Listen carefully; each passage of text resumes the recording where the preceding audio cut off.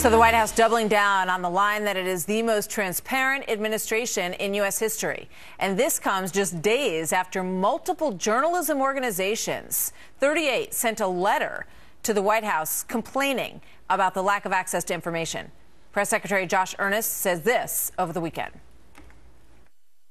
I definitely am committed, and I have a responsibility in this job to try to help the president live up to his commitment to be the most transparent president in history. And if you look at some of the steps that we've already taken. I'm surprised you still said that line. Yeah. Most transparent president in Absolutely. history. He has been criticized so many times for saying that, given the prosecutions of whistleblowers and other steps. You all still stick by that line? Absolutely. Absolutely.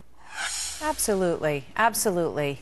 Katie Pavlich joins me now, news editor for townhall.com and Fox News contributor. Jessica Ehrlich is a former Democratic congressional candidate and attorney. Good to have you both here today. You know, I think he's incredulous, Jessica, because of, you know, the long list of, you know, typically not conservative newspapers like the New York Times and the Washington Post that have called this White House out dramatically on several occasions for being very untransparent and for blocking their access to very important stories. No, absolutely. And, you know, it is certainly not just as a Democrat, but as a citizen. You want to have the ability and the freedom and access of the press to be able to do the stories they need to do to have coverage and bring us the news information. I know Poynter Institute was one of the institutions there that's in my hometown. I trained there as a student growing up. I mean, the work they do is tremendous. And everyone is obviously very frustrated, but I'm hopeful, as Josh Earnest said, in the next 2 years at least, maybe we'll see a little bit more transparency coming out. I know they've been putting a lot of the social events and things on the calendar, and hopefully we'll have a little bit more from the agencies going forward. Yeah, I mean, social events and the calendar is, you know, something that you might have to dig into in the course of an investigation if you were trying to figure out who had visited and why. We know that there has been difficulty with that kind of thing when you talk about the visits during the healthcare formulation and, you know, IRS and all of that, access has been next to impossible. Katie, it's almost, I think, laughable, given the across-the-board criticism that Josh Earnest can say that he thinks this is the most transparent presidency in history. The only transparent thing about the administration and the press at this point, Martha, is their statements and those that we can see right through. Okay, you look at the survey that Political Magazine just put out of White House correspondents and reporters, and they say that they believe 50% of those reporters think that the White House has lied to them.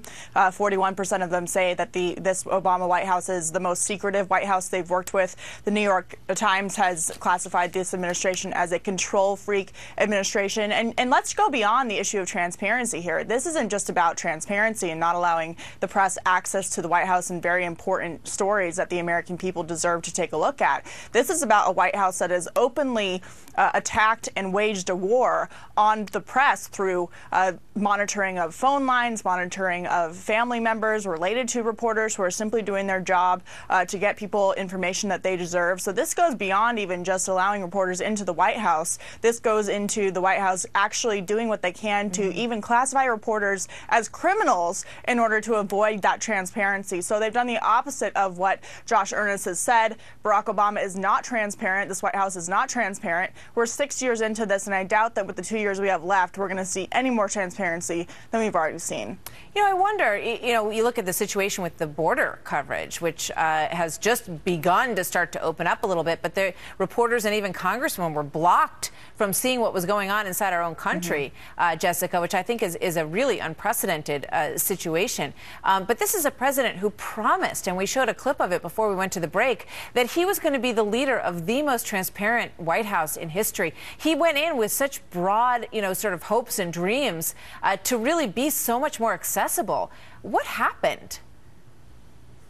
You know, I think what we're seeing also is, and as a Democrat this comes out, is this general frustration and the ability, certainly in the administration, to communicate message and communicate what's going on to the American public and to the press. There's sort of, I don't know that it's really so much this antagonistic nature that has sort of come up as a result of this just seems like continuous miscommunication. Even when there are good things happening, it's like they can't get the message out. And it's frustrating for Democrats. It's frustrating before the midterm elections. It's going to be frustrating going forward, I think, for the next 2 years. I think the way most people understood what the president said when he said it was that he was going to be open, that he would talk about, for instance, the IRS scandal, right? That he wouldn't want agencies to be able to get away with actually hurting American citizens, so that he would be open about that kind of thing. Benghazi, when something went wrong out there, that he would be open, that he would, be transparent in their own investigation. And in all of these cases, he has said very clearly that he wanted to get to the bottom of it. And then that's simply the last that you hear about it, Katie. Yeah. No, it's Barack Obama has done exactly the opposite of what he promised. And this is just one more example of that. He promised to be the most transparent. He has been completely the opposite. I mean, they've done everything from not allowing photojournalists into the White House to again, classifying reporters as criminals in these cases and asking the Justice Department to take a look at that. That's a very serious thing. And if you ask the reporters who are covering this White House, they'll tell you that they do not believe the administration has been open, that, Barack Obama campaigned against George W. Bush, saying that George Bush was not transparent. He was going to be more transparent. You ask the reporters working in the White House now, they will tell you that the Bush administration was much more open with information about what was going on. And the bottom line is this.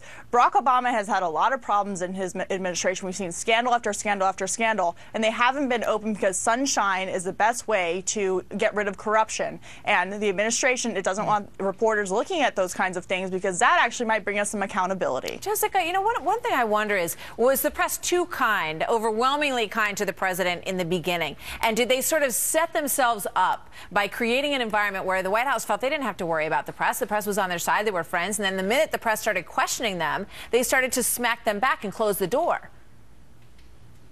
Well, I think people were hopeful and excited in the beginning that there would be this more transparency, as the president said, because certainly, as Katie mentioned, it was something that he campaigned on, because we had just gone through 8 years where a lot of us have felt tremendous frustration at there being a lack of transparency as to everything going on in the administration and policy. And unfortunately, once that sort of started happening again, I think this sort of antagonistic relationship developed. My concern is that, in the letter they mentioned that all the newspapers and journalists sent to the president, they suggested having an ombudsman, some sort of like another level of this bureaucracy, of him encouraging the federal agency employees to be more open with the public, and I just don't think that's a good policy for anyone. I've never worked anywhere where they were like, oh yeah, go ahead, talk to the press, if you're not in charge. I don't know that those are the answers, and what concerns me is we're not going to really get to see the level of communication as to what's happening that the American people want.